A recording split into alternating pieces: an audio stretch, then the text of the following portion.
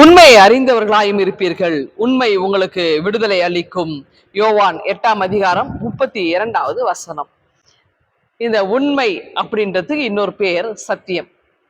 பல நேரங்களில் நம்ம இந்த பொய் பேசுறவங்களை உண்மை பேசுறவங்க கண்டுபிடிச்சோம், அவங்க கண்கள் அழகா காட்டி கொடுத்துரும் இல்லையா? இந்த ஏதாவது வாக்கு கொடுங்கன்னு வச்சுங்க, சத்தியமா உண்மையா சொல்றேன் அப்படின்னு சொல்றோம். அப்ப அந்த சத்தியம் என்பது வாக்கு காப்பாற்றுவதற்கு கொடுக்கிற வாக்கு அடையாளமா இருக்கு. அப்போ உண்மையிலே இந்த உண்மை அப்படின்றது என்னன்னாக்கா, அந்த நேர்மை உள்ளவர்களாக அவங்க வாழ்க்கையில நீடித்த நிலைத்த ஒரு ஒரு நேர்மையாளராக அவங்க இருப்பாங்க. அப்ப இந்த நேர்மையாளராக நிலைத்த என்றென்றும் மாறாத ஒரு உண்மை நிலை இருக்கிறவங்கள பார்த்தீங்கன்னா உலகம் ஏற்காது. பல நேரங்களில் இவங்க என்ன பிழைக்க தெரியாதவங்களா இருக்கிறாங்க அப்படின்னு சொல்லுவாங்க.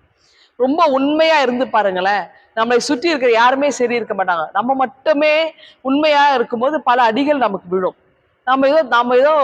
நம்ம தான் சரியா இல்லாத மாதிரி மக்கள் நம்மை பார்க்கிற பார்வை அப்படி இருக்கும். அப்படி என்றால் நாம் அதை குறித்து கவலைப்பட வேண்டாம். உலகத்தில் இருக்கிற மக்களை குறித்து யோசிக்க வேண்டாம். கடவுள் நம்மை அறிந்திருக்கின்றார். நாம் இருக்கிற இந்த உலகத்துல கொஞ்ச காலத்துல உண்மையோடு நம்ம வாழணும். எவ்வளவு காலம் இந்த உலகத்துல இருக்கிறோன்றது நமக்கு கிடையாது. இருக்கிற காலத்துல உண்மையாகவே நாம் வாழ, சத்தியமா உள்ளவர்களாய் நாம் வாழ அழைக்கப்படுகின்றோம். இயேசு கிறிஸ்துவுக்கு இன்னொரு பேருக்கு, அவருக்கு என்ன பேர்னா உண்மை, சத்தியம். சத்தியத்தை அறிவீர்கள், சத்தியம் உங்களை விடுதலையாக்கும். அப்ப சத்தியமாய் இருக்கிற இயேசுவை நீங்கள் அறிந்து கொள்ளுங்கள். இதுல இருந்து காலங்களா அதான் நம்ம செய்யணும், அவரை அறிந்து கொள்ளணும். நம்ம நிறைய விஷயங்களை தேடல ஓடி இருக்கிறோம்ல, நிறைய தேடிக்கொண்டே இருக்கிற வாழ்க்கையில ஏதோ ஒரு விதத்துல மனிதன் ஒவ்வொரு நாளும் தேடலில் ஈடுபட்டு கொண்டே இருக்கிறார். அப்ப அந்த தேடல் என்பதல்ல, இயேசுவை அனுதினமும் தேடுகிறவர்களாய், இயேசுவை நம்ம வாழ்க்கையில காட்டுறவங்களா நம்ம இருந்தாங்க. அப்ப அந்த தேடுகின்ற தேடல்ல இந்த அவரை நம்ம தேடி கண்டுபிடிச்சிட்டோம்னு வச்சுங்களேன், அவர் எவ்வளவு உண்மையா இருக்கிறார். அவரை மாதிரி ஒரு சிறந்த ஒரு பர்ஃபெக்ட் மேன் இந்த உலகத்துல யாருமே இல்லை, இருக்கவும் போறது கிடையாது.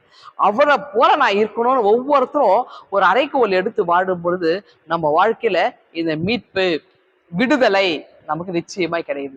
இந்த உலகத்தில் இருக்கிறவங்களை பத்தி நமக்கு கவலை இல்லைங்க. நம்முடைய அழைப்பு என்பது வேற. அப்ப அந்த அழைப்பை நோக்கி நாம் ஓடுகிறவர்களாக, அந்த அழைப்புக்கு உகந்திர பாத்திரவான்களாக நாம் இருக்கணுங்க. அப்படி என்றால் சத்தியமாய் இருக்கிற இயேசுவை நாம் அறிந்து கொள்வோம்.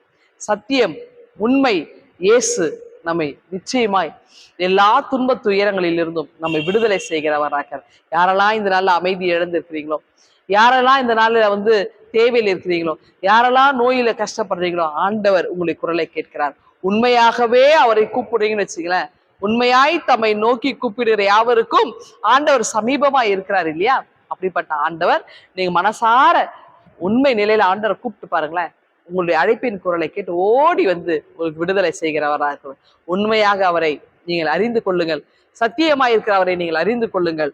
உங்க வாழ்க்கையில கூட சத்தியமாக உண்மையை பிரதிபலிக்கிறவர்களாக நீங்கள் திகழ்வீர்கள். கடவுள் உங்களை ஆசீர்வதிப்பாராக. ஆமீன். எங்கள் அன்பின் ஆண்டவரே, இந்த நாள் எங்களுக்கு ஆசீர்வாதமாய் அமைக்க கிருபை தாரும். மீது பிரேசியை ஜெபிக்கிறோம் எங்கள் அன்பின் கடவுளே. ஆமென்.